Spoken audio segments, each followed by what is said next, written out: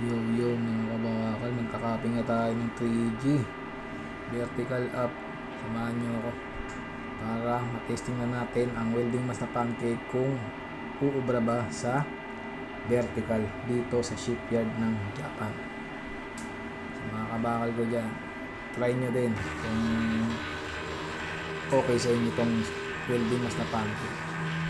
DIY lang to, galing lang sa mga ano yan, sa basura. Pinagtagpi-tagpi ko lang siya. Tsagaan lang kasi nga wala akong ginagawa ng that time.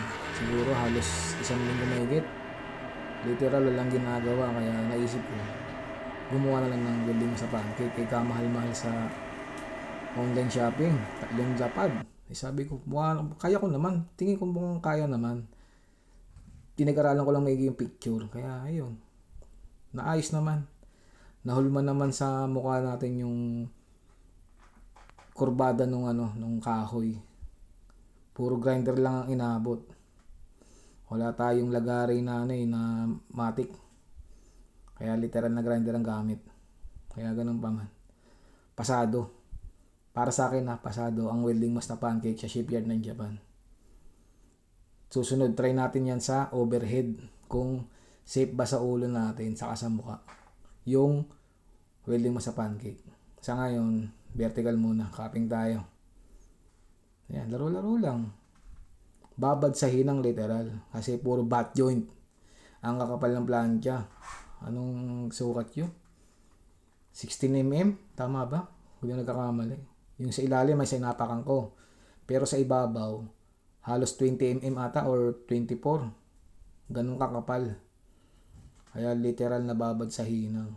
Kung gusto nyo lang talaga ng hinang na all position dito sa lugar namin sa Saiki, dito kayo pumunta.